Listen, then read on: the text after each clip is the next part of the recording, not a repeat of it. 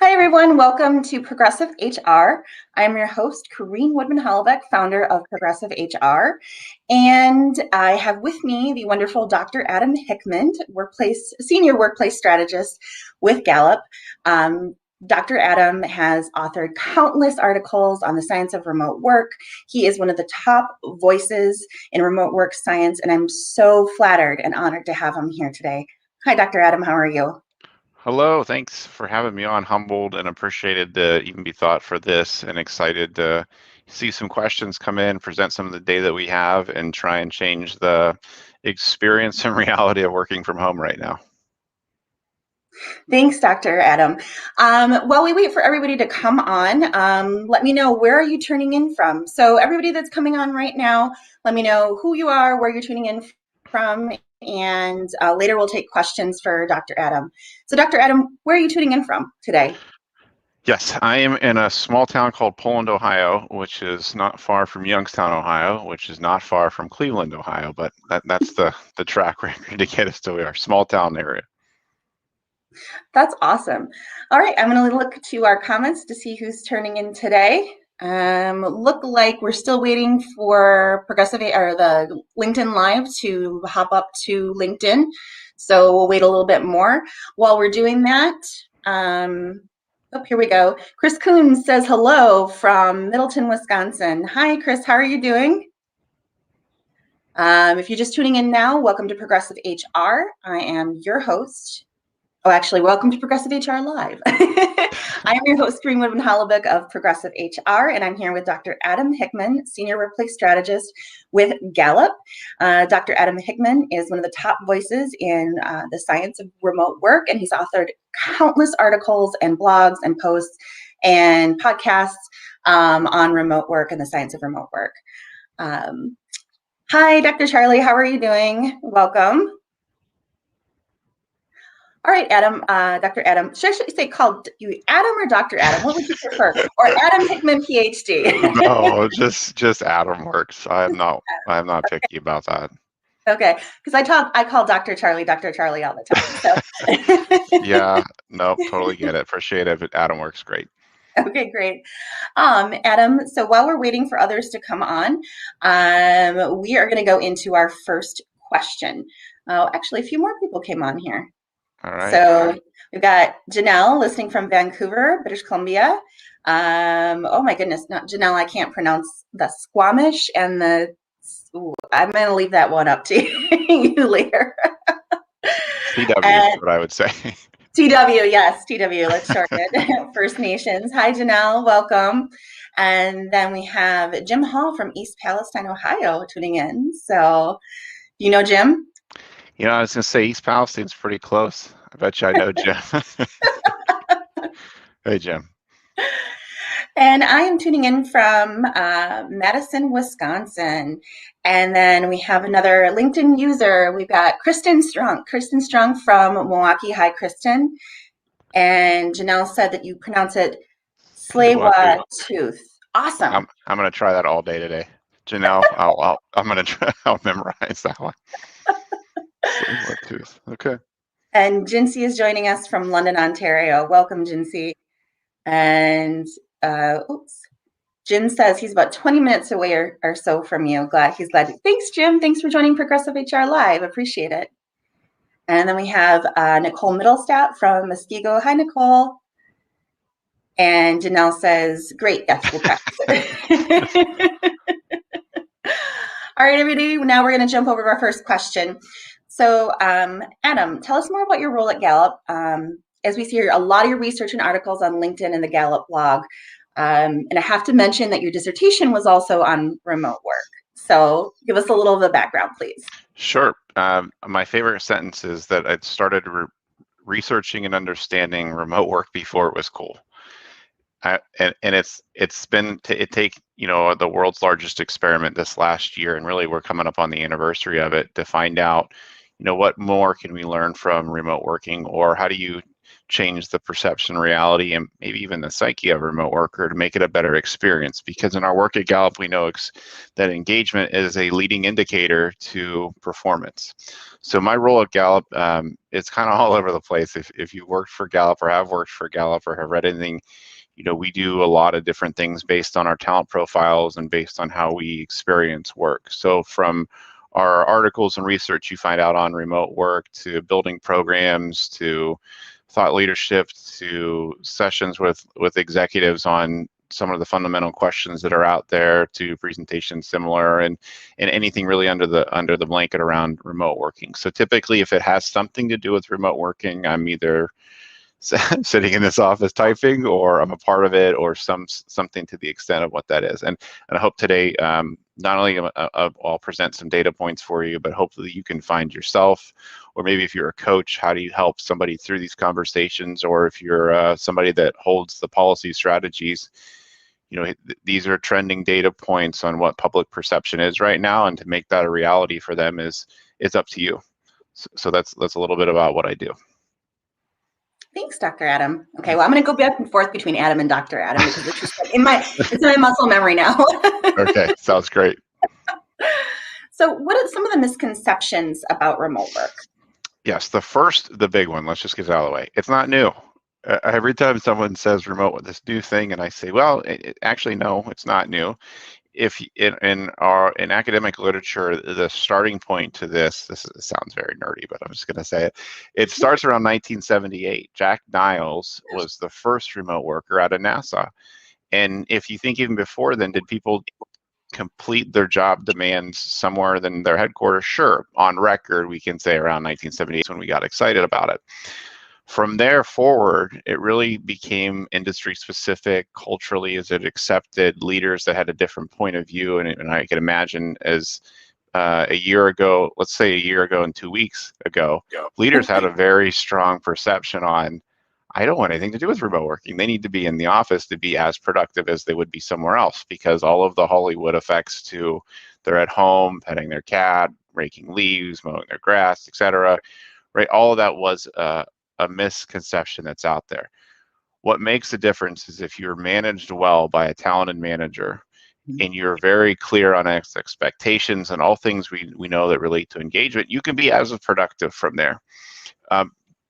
I posted something on LinkedIn recently about a work from anywhere concept idea, and in over 3 days there was almost 1 million people had viewed it and started to comment. I know I woke up one morning with my phone and thought, oh no, what happened? But it started this concept to say, have we evolved from work from home to work from anywhere? Does it make a difference? Now there are some tax implementations that would be a cause and effect to that, but what I said is I don't think it's off the table. It's a conversation that some companies are having, and it also is a talent retention keeper to know that if your most talented employees have figured out how to be productive at home and you don't offer it anymore, you're requiring them to come back, they're likely to say, well, then why don't I just do this job somewhere else, right? I am not a prisoner of a pension. I can move on to something else, and I can find that my purpose in that work somewhere else and still meet the demands of what my work life's like. The other, I think, big misperception is that remote work doesn't just mean that you're sitting in a home office. It means that you're completing your job demands somewhere away from your manager and your peers. So there's been some long-time pseudo remote workers that mail carriers, trash collectors, people that replace windshields, mobile mechanics, all of those fall under the blanket of you completing your job demands just in a different setting. And when you think of how do I change, the lives of those that are remote working and how do I help them be most productive, the minute that a manager or a leader thinks, so I'm going to do the same tactics I did in person and I'll just translate them over to remote, you probably have figured out that doesn't work anymore. That's not by accident, because the expectations are different and how they experience their work is different. So as you change and attune to that, just know that this has been an ongoing study and scholar review and all the things that go along with that for years now. What this last year has really poured sunlight onto is, I'll just say it, if you had a bad manager before this started, this put a whole bunch of sunlight on, you probably have one now. Or if you weren't getting things met, if you weren't, your expectations weren't met then, they aren't now until you've had those conversations. And the last piece to this is that it can't be fixed, or we've got to go, everybody's got to get back in the office and magically everything's going to change. No, the notion or the comment I hear about the new normal, I always say, well, what do you mean new normal? You mean now normal? Because tomorrow could be something completely different. Which they should be aiming to do to kind of debunk the whole thought around this is just going to fix itself, is that have the courage to have those conversations and break through the pieces that are related to productivity. And the easy button here is have the conversation about it. Yeah. So you mentioned work from anywhere. Now, is that the same as digital nomadism, or is that a concept that's a little different? Because I know that a lot, when I talk about remote work, and I do a lot on talk about posts on my posts, is I talk a lot about digital nomadism and how the future of remote work is going to, or that next step is digital nomadism. So is that work from wherever? Is that a step in between remote work and work from, or digital nomadism? Yeah, I have not studied that exclusively. I would say that the concept of work from anywhere is, let's say today I'm in Poland, Ohio, and I want to go to East Palestine. Just kidding, Jim. But if I want to go over, jump on a plane and fly to Germany, can I work from there for a few weeks? And you know what? Since I was there, let's jump on over to another country and just kind of move myself around. Is that possible? Well, this is the fun conversation. Sure, it's possible. Now, is it ethical? Is it legal? Are there things that go along with that? And those are the things that would require a conversation to figure out what is possible, because technically you can do it. Now, what are all the pieces and the consequences that go along with that still need to be sorted out. But what I was trying to point to in that post is 3 years ago, working from home was one of those conditions. It just wasn't possible, right? We couldn't fathom the idea of it. And now we are today that it's become a part of a work schedule and flexibility, that it is, because forced conversations happened. I think if you're thinking for what's the future, I would willing to bet those that are responsible for talent management that are listening, your talent pool has greatly widened based on your thoughts of working from home, because either you're still looking in the area, or you've opened to say, does this job actually need to happen inside these walls? And I would hope and be willing to bet that's a long-paced argument to say, if it doesn't, great, our talent pool just widened. Mm-hmm. So we have a few questions that are coming in now. Yeah. And thank you, by the way, for that clarification. Mm-hmm. After we're done with the live, can you set a link to that post in the live in the comments? Yeah, thank you. Okay, so our first question is from Chris Kuntz. What psychological characteristics favor performing well remotely? So Chris took one of my questions. So yeah, we'll jump ahead a little bit. Yes, and Chris, this sounds like a very detailed research project or a dissertation topic. I'll give you the outside perspective, scholar-wise, and then I'll just riff a little bit on what makes the difference. Psychological characteristics usually encompass some of the big 5 personality traits. And if you Google big 5 personality, you'll see that. I have yet to find an assessment that says you are a remote worker by your characteristics. How you, back that up even more, how you experience work is the differentiator, I think, that will determine if you work well remotely or not. Through our StrengthsFinder work and Clifton Strengths assessments, if you've taken it, right, you can definitely see, hear, feel the difference when somebody has more relationship type of themes and talents, that the requirement of them is different than those that maybe have higher strategic thinking pieces. I did a study with a company of primarily engineers, coders, and for fun, I included the HR function as well. Thank you. So here was the results of that. Those that were engineers, coders, they actually enjoyed isolation. They enjoyed working from home. They said, we don't have to suffer from the got-a-minute conversations. And that was their preference. So they were seeking that out in their role. Now, the other profession, the human resources folks, wanted that collaboration. They had a different set of workplace demands. So I think very quickly and easily, if you want to use the psychology model, it's big 5 personality traits, pieces of that. If you want to use the experiment of how do you like to experience work in that conversation, that should sort you through very quickly to what their expectations are. Another really great example is, I'll pick on my wife for a second. She's a teacher at heart and loves to be around her students and things of that sort. That's hard to do over Zoom. You don't get that same type of connection. And so willingly, she says, I just can't stand working from home, even though that's all my studies is done. That's just her preference. And I think if you're looking to nail down that in an interview or some sort of questionnaire, or just a conversation with your current employees to say, well, how's that experience? What are you noticing that's different? What are the barriers, or what have your challenges been?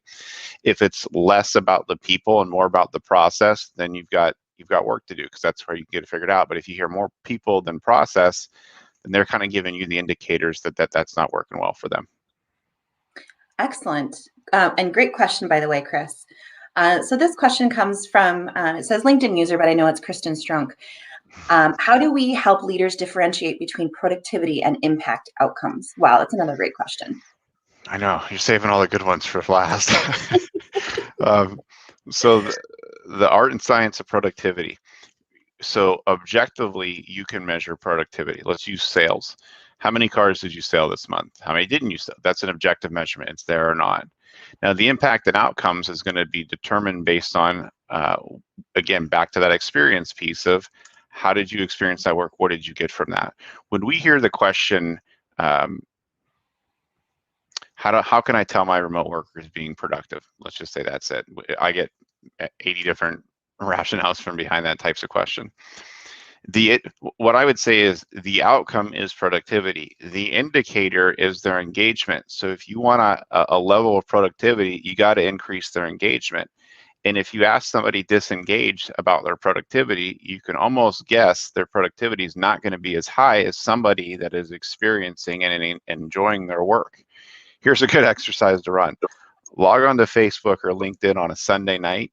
You will find the most disengaged employees, because they're the ones posting articles about dreading going to work, dreading conversations with their boss, saying they have to go to work, not that they get to go to work.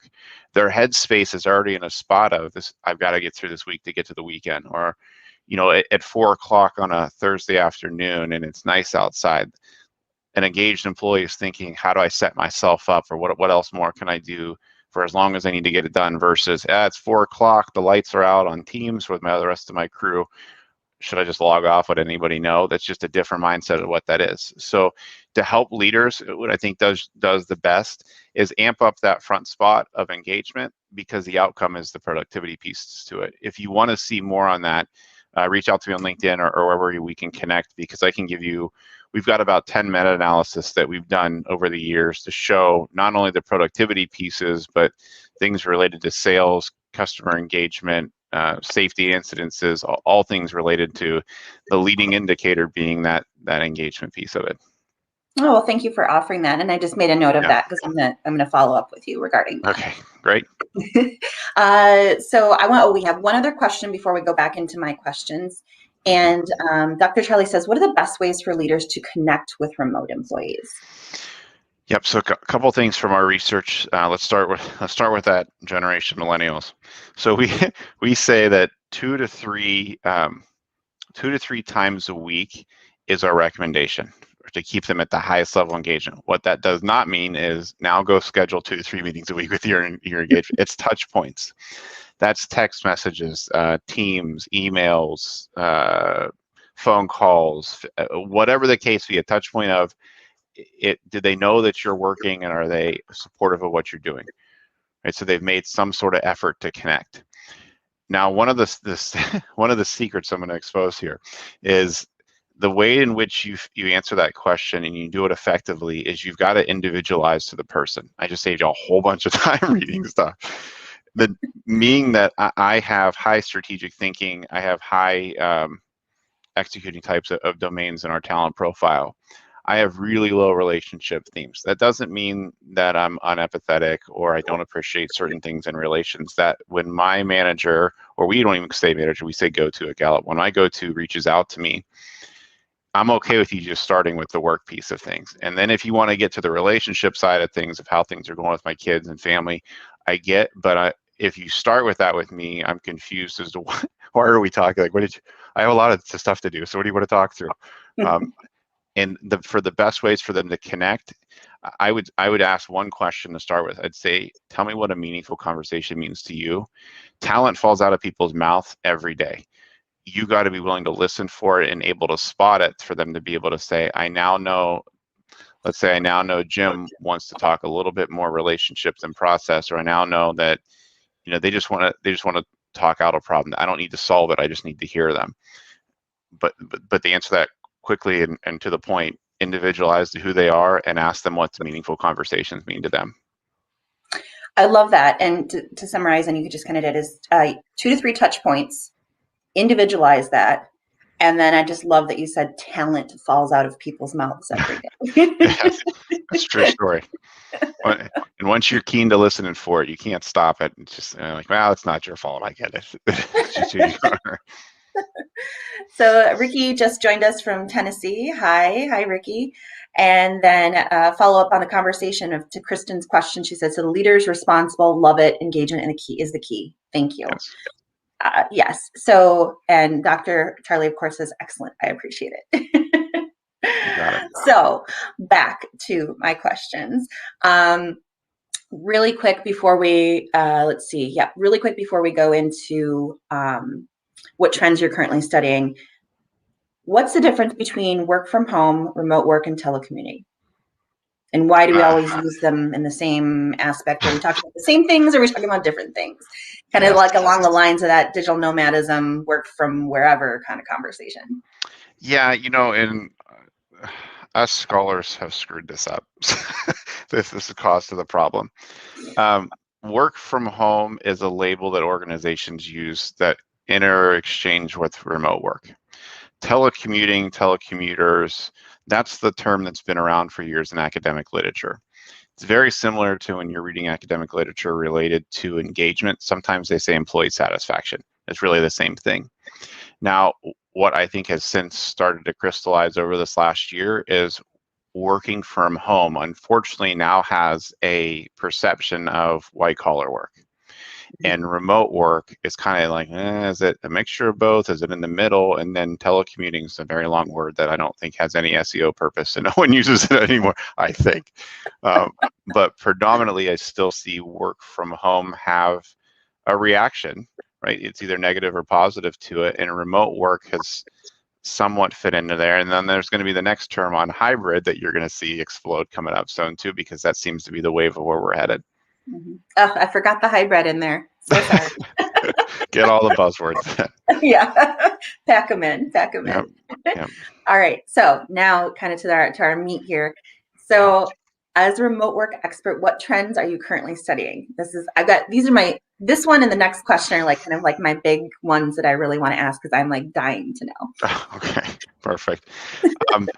Well, I think it was 2 weeks ago that Texas lifted their mask mandate and their ability to go back to work. And as soon as that news report broke, immediately it started okay, here we go. Here's what we're going to see the difference in how it's going to affect the workplace. So what we have started to focus in on and get lots of questions about is how do I get my people back to work? And do I need to have a mix of both remote and work from home? So this hybrid concept comes in. So we started, think of a pendulum. We were not working from home, and then all of a sudden, boom, forced to work from home. And now, if that, your talented individuals have figured out, I can be as productive and save 30 minutes times 2 gas emissions, all of I can piece this together. I can make this work. How do I have that conversation? So I'll share with you in a couple minutes some of the stats related to that, because we're seeing that 60% of the employees want to still work from home after, and this is a big claim, after the pandemic has passed, if that ever comes to be the case. Now the good news is that managers that we've surveyed on this, there's about 40% of them that said they're willing to change their policies. They're open to it. So knowing that employees want it, managers are willing, now we have to start the conversation. How do you normalize that? And that's where this hybrid team comes into to play. So here's some data points to keep in mind. 55% when we do panel data, we have a nightly tracking system where we can panel our US population. And for those that have high analytical, this means over 300 people plus have responded. We usually get about 1,000 to a little bit more. Would say that 55% that my employer has communicated a clear plan of action in response to COVID-19. Okay, so 55% is great. We're over half, but think of the inverse number to that. That means there are still some employers out there that haven't clearly articulated what's their plan yet. That was December of 2020. So we're 3 months deep now to see where we're at. We haven't pulsed that yet, but again, it gives you an idea that over half have commuted and some are still piecing together what to do. So how does that have an effect on the employee? Well, so in December, 47% said, US employees said they feel well prepared to do my job. And as you trend that out over time, you can better believe that the longer that there's something not being communicated, there's going to be even a less piece to feeling that I feel prepared to do my job because they're unclear of their expectations. Mm-hmm. So in that same month in December, 40% of employees said that their immediate supervisor keeps them informed about what's going on in their organization. And then lastly, 39% in December said that my organization cares about my overall well-being. Well-being being the next piece that Gallup really is starting to uncover and put measurements to, but also the importance of it, of how well a job is and your career is to your whole mental health and your whole mental well-being. As also as an indicator to your performance. So those are the questions about productivity. So watch, there'll be a ton of research that we're going to come out with. We actually have another textbook coming out later this year about the 5 elements of well-being we've wrote about in the past, but also we're really zooming in on how having a good job makes a big difference in your overall well-being. So the shift that we've seen over the years from pre-COVID 2019, we knew about 25% of the population was routinely working from home, and routinely we're meaning 3 to 4 days a week, not 100% of the time, but 25% were. In our last State of the American Workplace report, we reported 43% was working primarily from home versus not. And then right now in December, when we close that again, 54% were routinely working from home. Now you can sure believe that there were some pieces of that were forced because of the pandemic situation. But the question back to what do you do with this type of things? When I mentioned that managers are willing and open to this type of conversation, in August, last August, we knew 68% would say that they're going to allow their workers to work remotely more than they did before. And it's to that point of the 7 in 10 managers are open to changing their work from home policy. Those that are influencers into what the work from home policy is, those are the conversations that should be had often and frequent now, because your most talented individuals are paying close attention to what's the movement going to be like, or what may change to determine what should I change to. In August, 26% of those that responded, managers said policies will not change compared to before. So higher percent on willingness than unwillingness, which just gives us an indication that things are possibly going to change a lot different. And then the idea of this hybrid coming into effect is another piece to add to it. The other, probably the last piece I'll mention here, if we can keep going, is related to burnout. And I know it's a fun topic that everybody loves to kick open and talk through, and how burnout has been a part of this whole concept of work from home. So before I get into the Gallup data version of this, I'm sure we all have been there, that we're saying, look at our calendar and we might say, like, gosh, I got 7 Zoom meetings today. And you have some sort of, psychological, physiological response to, I really want to sit through all 6 of those, right? And those are some indicators of maybe you're burnt out for that day. But the long-term effect on that is what we've been studying and trying to get really clarity around. How does that burnout experience change on your productivity, but you and your role and your well-being?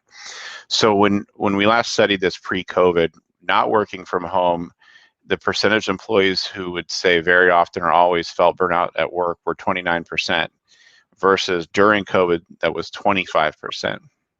Those that exclusively worked from home pre-COVID were 18%, and now during COVID, 29% are the ones that are saying they're feeling burnout. So what this tells you, the narrative here, is that those that were not working from home during COVID were 25% feeling burnout, and those working from home were 25 not working, 29 exclusively working.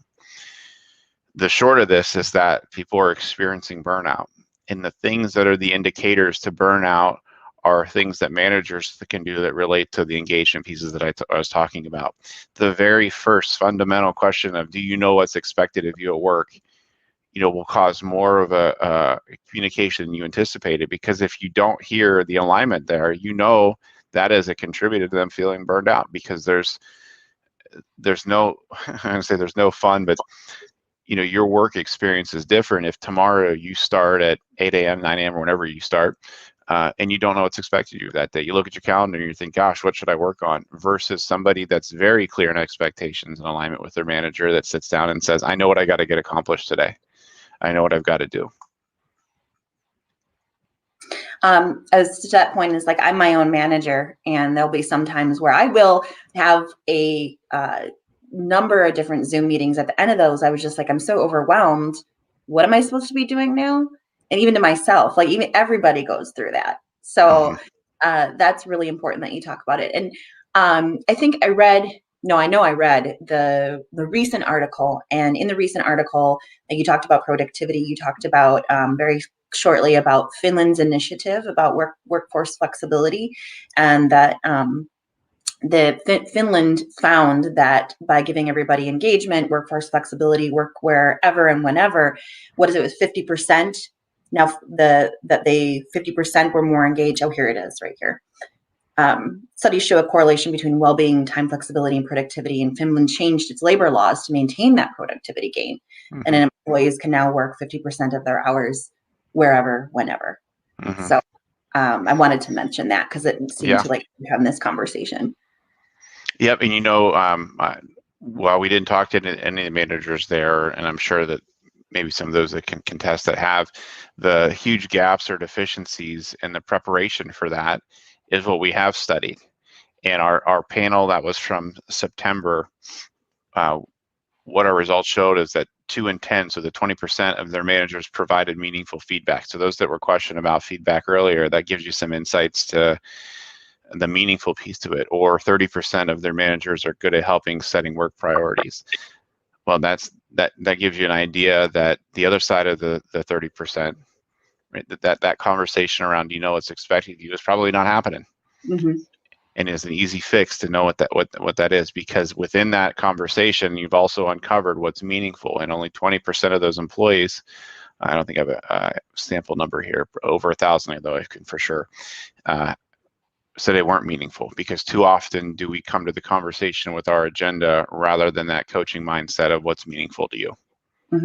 Oh yeah, I was just going to mention that, going back to what you right at the beginning of our conversation, is 2 to 3 touch points, but what's meaningful for the individual. Yes, absolutely. And everybody's unique, everybody's different, everybody has a completely different idea about what is meaningful and what is productive, what is effective for them. So talking about that, I wanted to go into my next question is, what are the workplace strategies that HR should pay attention to this year? And then for the next 2 to 3 years, like, how can HR help organizations and leaders? I love this question. And at my previous job, we were a part of under the HR umbrella, and I always say HR are the human resources, so we should use the humans to help resource us.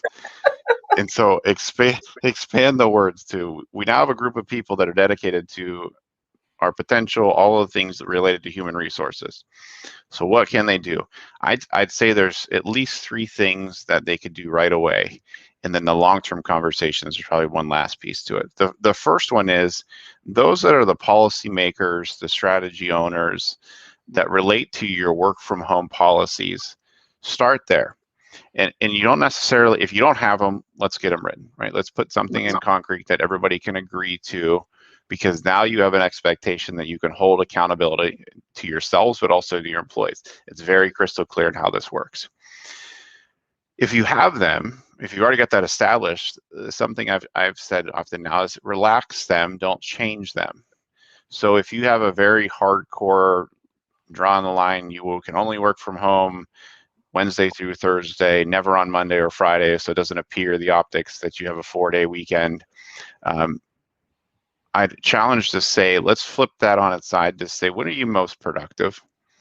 Right, and if we can get clarity on when that is, or we know in our daily tracking of engagement, Friday is always a higher day. Now, why is that? Well, everybody can piece together why that probably is.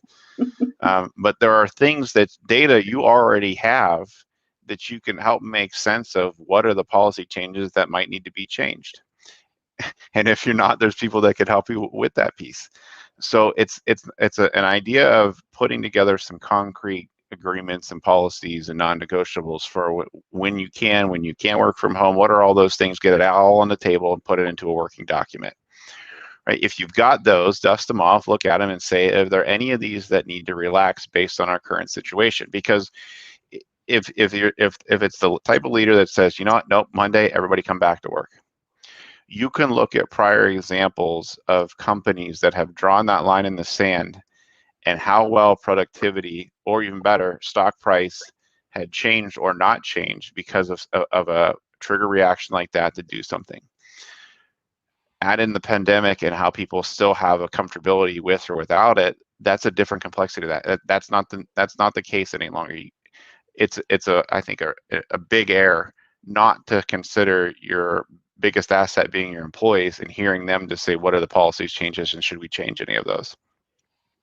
The other things that human resource professionals can do is, if your managers are really amped at being a boss and not a coach, you got to flip the switch on that. You've got to get your current managers, and it doesn't matter if they've been in a management position for 30 plus years and they're really hardcore in command and control. That I'm trying to think of how to say this. That doesn't work anymore. That's the easiest way I can. Your employees don't, we related a Gallup to, I'll just give it a football analogy of, your boss are those in the skybox, right? Calling the shots that are up there, who's going to get promotions, who's going to get this or that. Your coach is on the field with you, helping you call plays and through it. Employees don't want the boss, they want the coach. They want those that are constant conversations. They want those that are clear on priorities, barriers, right? They have a trusting relation to them. I started down a path this week of trying to explore what's literature related to psychological contracts, where if tomorrow, if you're the manager and your employee doesn't show up to work, do you think, I wonder where they are because I have no idea? Do you worry that something happened and you're going to check into it or not? Or do you have such a trusting relation to say, I don't care where they're at. I know they're going to be the most productive today because they're clear on these things that we know that relate to engagement. So it's helping managers transition that point to, be a coach. You're going to like the results an awful lot better than that boss mindset of, I'm going to tell you what to do. Here's how exactly that you do this. Be collaborative and help managers and leaders make that switch. Another, and this is just a tactical one, try it out today. So we at least in the United States, we really get fixated on this close of business concept. You got to have it by close of business Friday or Thursday or what. Well, what is that anymore? How do you, I know I have a schedule that I'm going to hit, and then I've got family things I've got to get through, and then I'm going to be back on later on tonight. So my close of business might not be till midnight. So if there's an expectation that yours is at 5, say it. Say, okay. Or throw this option out. Do an open of business.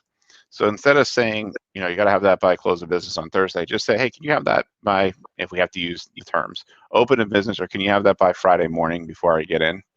Because then you've given them the permission and flexibility, no longer that at 5 p.m. you have to have this turned in, versus you're an individual, you're talented, you're respected, great. Can you get it by Friday morning? Is that possible? And 99% of the time, the person can say, well, sure, yeah, I probably could get it to you even sooner than that. But at least you didn't harden and, stuck to the past way of, we got to have it by close of business. So that's just something easy to take away from right from the go. Long-term wise, what HR professionals can do is stay clicked in and adapted to what's the experience of the life cycle of your employee, from onboarding to ongoing conversations to performance management. There's just a whole lot of pieces and parts that you could click into to find out not only can you influence the experience engagement through your work from home policies, but how their performance is managed, how they experience conversations. Are you, being from Gallup, we we pride ourselves on our strengths works. Are you using a strength-based philosophy to that? Right? Can you not only spot the talent in the conversation, but then individualize it in a way that's motivating to the employee? Those are just, in addition, long-term times. That's excellent. And you really caught me on that last one. And again, you talked about the talent just falling out of the mouth. Is like, can we recognize the talent? And, one of my big philosophies is that everyone is talented. Everyone's talented. You can't just look at an individual and say, oh, that person has no value, person has no worth. Or this person is not what our fit. It's really looking at somebody and saying, where is this person and where can we help this person advance to their innate human potential? Right. Because anybody can do anything. Right. Absolutely. It's just where they are on the spectrum. So yeah, and then does their talents fit the role? I am not an accountant. I'm never going to be one. But it's not just a skill set, but it's a talent piece to go along with it as well. I've got high ideation analytical and sometimes competition's 1 through 34 for me, but I'm never short of an idea. A toxic culture would see that as a challenge, that I'm just some kid with a lot of ideas. An accepting culture that understands it, embraces the crazy ideas that I come up with every day, and knows how to push me into places that lets me thrive in that spot. And I never have to feel, should I say this idea or not? Those that I work with know that I'm just coming with a lot of ideas, and sometimes I'll say, you tell me which is a good one or a bad one, but more that we can have HR individuals work to get people to that type of culture aspect of it is a really good piece. If you don't mind, I saw one comment in the chat here about HR not just being solely focused on policies and compliance. Even more now than ever, you see positions like Chief Human Resource Officer come out. They are a partner of a business, and they're not to be taken lightly, because you're in our microeconomic path that we talk about at Gallup. Your employees are your indicators, and you could see this in cultures. I won't name any names of businesses, but pick two businesses that you have different experiences. What's the difference? It's the experience of how their employees treat you coming in that you have picked up on, and you have an unconscious draw right to them because their employees are engaged. That's not by accident. That takes time, and that's a whole culture piece to it. And those that are in the human resource field, that I see the SHRM credit there. I'm sorry, that's a master's in HR. You've learned those key elements to that, and they're seeing as a resource for that. We have one individual at Gallup that spends all of his time with some of the world's largest organizations, CHROs. I'll see if I can send that link to you. And all we do is ask questions related to, what are you up to? How are things going from productivity to remote working to in the midst of the pandemic, what was happening? And to your point, it's not just a role, it is a required role. It's a strategic business partner. It's a whole group of individuals that you should be open and willing to share your experiences with, because they are the human resources. As easy as that makes it sound, that's a good point to have. Thank you. So just switching gears here, we're coming up kind of on our quarter mark here. I wanted to get this question in before I go back out into the audience and ask them if they have any last questions, because I'm pretty curious about this. What is your perspective on the adoption of remote work and the city exodus phenomena? I had a hard time spelling this word and saying it in the media. And how might this affect leadership and culture in our organizations? So adoption of remote work and where people are leaving cities, is that right? Yes. So we can work from anywhere now. So sure. There's a huge exodus now. Like they talked about how Silicon Valley is not going to be Silicon Valley anymore. Sure. Because, it's now going to be Silicon, Oklahoma, or Silicon, Tulsa. Mm-hmm.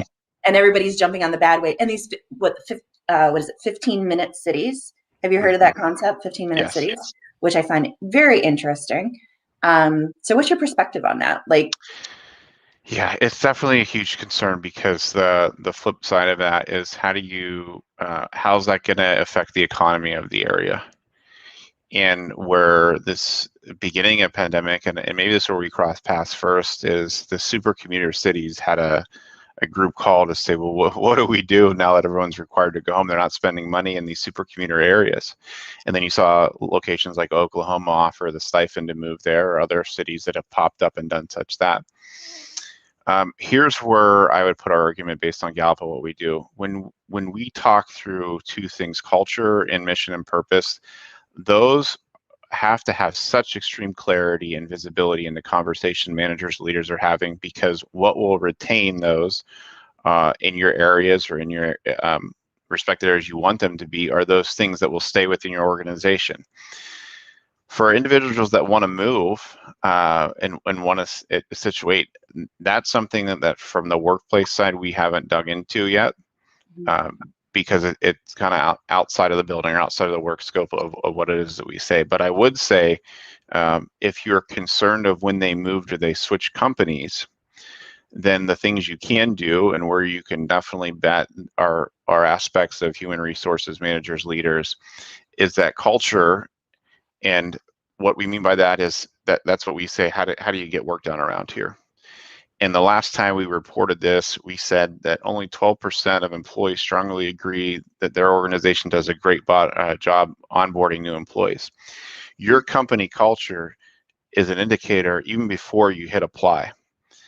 If I'm doing a deep dive on a specific company just for interest, I spend less time on the about us and more on the career site.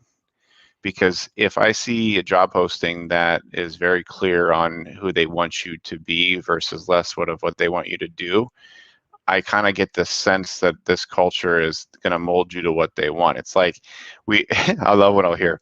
Well, we want a lot of innovative ideas. We want you to be creative, and then you get in the door and you're innovative and creative, and they say, actually, we don't want that. We want you to do this instead. We're like, well, you told me on my way in you wanted all of that, and so it starts right from that aspect of it.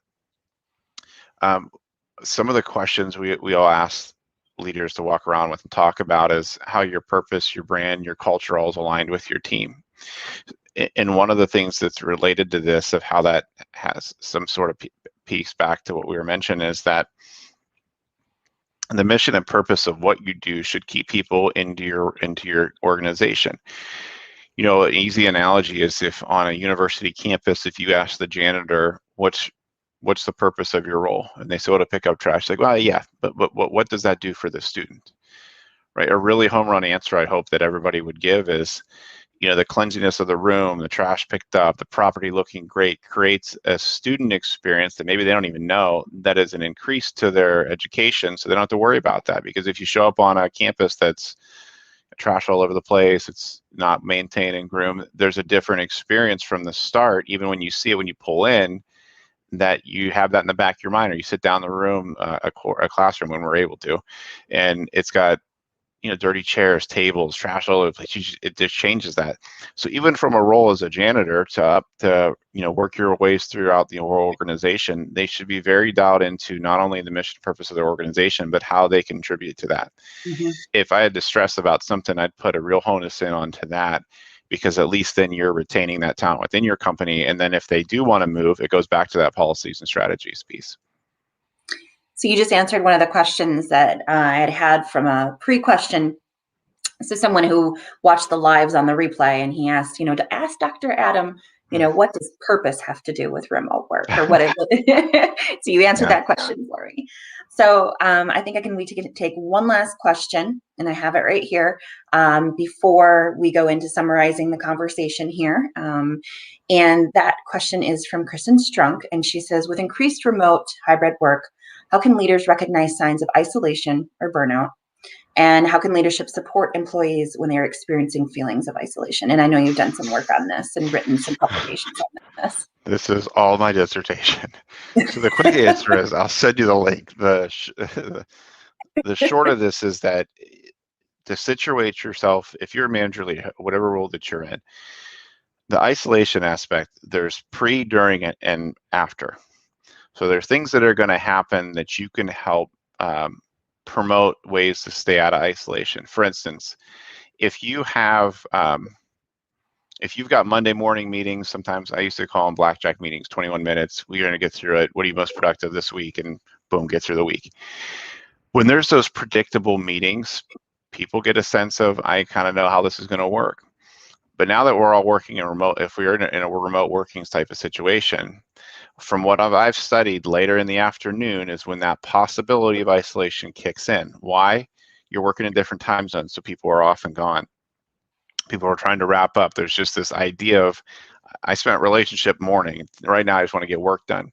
So to be in charge of that and help pre to this are doing little things like that. Move your morning meetings to the afternoons. Why? Because then your employee gets to feel that I've got a meeting to look forward to, hopefully, that they'll be around other people and involved in a conversation. That eliminates that sense of I'm on my own. So that's one quick, easy task to do. What else pre could give you? If you're in an organization that primarily functions off of, let's say, Microsoft Teams or whatever the piece that it is you use in your organization, be cognizant of what the lights mean. If the lights are out or on inactive, I think that's the term. Some employees look at that as, well, gosh, if everybody else is, where am I? Why am I here? Right? That's the pre-piece that they're having in their head. Have the conversation of giving them permission. If I'm inactive, that doesn't mean I'm not here, that something else to transpire. It's the transparency and trust of what's out there for that. The during piece, you'll hear it in conversations. If you're having enough conversation with individuals to say, hey, tell me about your week, how'd it go? And that's all you say. Or when you call them for the day and you ask a question before you even begin, hey, how are you doing? Right? Those are two quick, easy conversations to have. And it's, I'm doing lots of work. Great. And right, that's what you get paid to do. Who are you connected recently? How are you staying in touch with your partners? How are you staying in touch with whatever the case may be? If you hear less and less of that and more weight on the work, just be willing to have the conversation. Like, okay, well, I hope and encourage that you can reach out more often, or how do I help support certain situations, or use the manager? Do I now need to put more onus on us meeting throughout the week so they can have that piece of it? Then the post piece is more of where your employee resource groups come into effect, more of the if they're feeling burned out, if they're at that point where they need an addition, you as the manager is not you as the counselor or psychiatrist. It's your job to connect those workplace policies to them to say, here are the resources available if you're at that state. And if you're not, or if it's not as severe as that just yet, then collaborate with them. What do we need to do differently? Are there projects I can bring someone on as a thought partner for you, or is there a collective partner that you'd like to work with a little bit more? Just as we get through this, to say that you don't have to work completely on your own. And I know some skepticism around, well, we don't really have time for that, or we don't have resources to do that. You do have time and resources for a conversation. You just got to be willing to prioritize it. Yeah, I know back when I was, and this was before the remote work a lot, when before even progressive HR, and I was working as an HR director of HR. And I was like, all the time, I was like, gosh, I'm so tired. I'm so exhausted. This is, I don't want to go to work. I had the Sunday scaries. And back then, I don't think we even had this awareness around burnout. Mm-hmm. I was feeling that way, but I didn't know I was burnt out. I just knew I was not happy to go to work. I wasn't, and it was a challenge. And I would hide myself in my office Mm-hmm. and draw the blinds and lock the door because I just needed to like have some, like me time. Yeah. Yeah. And you brought up a really good point. The isolation factor is not just for remote workers. You have employees. I mean, your story is an exact replica of, there are employees that do work in an office that are just as isolated as those working from home. And what I hope that can happen, and in your example, is there's a conversation around, are you in the right role here at this company? You hired the person. That's the hard part. You've trained them, you've onboarded them, all the expenses that go around with that. Now this idea of entrepreneurism in companies is, let's find out what you're really talented at. right? And sometimes that's a big surprise for some folks. And then say, where does this fit well within this company to keep you retained here? Very well said. Thank you. Before we go in, oh, okay. Guess who joined us? Matthew. Yes, yes. Howdy, friend. So true. People are so much more than just roles we fill. Being able to create that space for people to be present and seen is a huge gift of managers for their people, remote and on-site. Oh, absolutely. Absolutely. And then Janelle pops in. Are there any productivity tools or vendors, partners that you believe best support remote-based success? I'm really intrigued by Huma. Is that Huma? As an engagement tool? Are there any that you recommend? Great question, Janelle. Janelle, I'm going to answer this and just know I'm very biased in my answer. Gallup all day long is all over this topic, from surveys to performance management and to remote working. I'm very familiar with the Humu aspect of things. And, we have even a product, this is not a commercial, but I'm gonna tell you about it because it's really cool, is we call Gallup Access. And we've built a recommendation engine based on your survey results that give you advice on the days, daily, of what you can be doing to increase performance, productivity, engagement, all of those pieces. It's almost the artificial intelligence aspect of what that is. So Janelle, I could overload you with items, or if there's interest, however we can get connected, happy to get that to you. Can you throw that link to the access? What is it called again from Gallup? Yep, Gallup Access. If I'll send you the link on where you can go read more about it. It's a part of a piece that you can buy for your managers. It also has got elements within our Q12, our engagement survey, that can go into it. So I'll make sure I turn all that over to you. Okay. And audience, there's no intention of sales there. So it just happened that that's what we were talking about. So right. We didn't set that up. Right.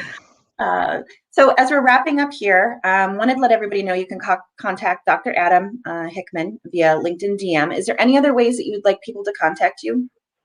Sure, I love this part. I fair warned you, I'm low on relationship themes, so give me at least 48 hours before you send me the reminder. You sent me an email. LinkedIn's great. I'm on there practically every day. But something we pride ourselves at Gallup is we're trying to take our research out to those that can change the world. So with that comes with the point of contact of where you can. So Adam_Hickman at Gallup.com.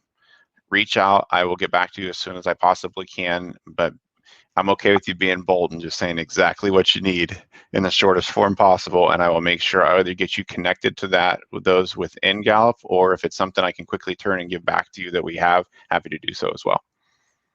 And if we wanted to participate in any of the Gallup studies, is that a possibility? We've been interrupting dinners for a long time on our Gallup polls.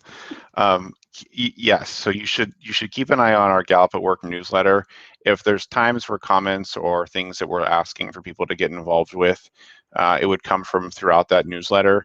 And if there's ever similar to academics and call for papers or things that we can contribute towards, you'll see that's where that's at as well. We have a huge Facebook, LinkedIn community that is active nonstop. Jim Collison's probably a name that will come to mind there. But if you want to get more involved with there, we do a lot of polling out there, a lot of questions, and things like I'll get asked, what's the difference between DISC and Clifton Strengths or Enneagram or VIA and all of those pieces? That's where I get some of my work from there to say what's going to be helpful. So tons of ways to stay connected. I would say those, Gallup at Work newsletter and our Facebook community site, stay active in there. This is Kristen Strunk. This is so timely. Thank you. You're welcome. All right. So just wrapping up here, if you're interested in more Progressive HR Lives, you can definitely follow me. If you wanted to talk to me, you can definitely DM me or send me an email, either way. And then I'm on my personal LinkedIn page pretty much all the time. You may see the little active green, but I don't log out often enough as I should. So I'll get back to you as soon as I can. And then you can also follow Progressive HR on LinkedIn. As well, our hashtag is Resourceful Humans. Coming up next week, March 18th, Chris Barkus is going to be interviewed, and his company is called Tactic, which is where office and remote work meet. We're going to be talking about hybrid work technology and Chris Tactic's very innovative remote HR technology solution. And we're going to be doing a demo there. I just wanted to say thank you so much, everyone, for joining. I greatly appreciate all your comments and questions. And thank you, Dr. Adam Hickman. Thank you, Adam, You're welcome. for joining me here and talking more about workplace insights. As we're signing out, everybody, I thought it was very interesting how Adam had talked about Clifton's strengths, and he talked about his ideation. My top strength is futurism. All right. So why don't we all sign out and say thank you and add your top strength. Awesome. So a few more. Some more thank yous here. Dr. Charlie says, excellent session. This has been extremely insightful and helpful. Chris Coons said, great discussion. Thank you. And Janelle said, thank you for this session. So thank you, Adam, so much again for joining me. This has been such an insightful discussion. And thank you, everybody, for attending Progressive HR Live. All right, signing out now. Everybody have a wonderful rest of your Thursday.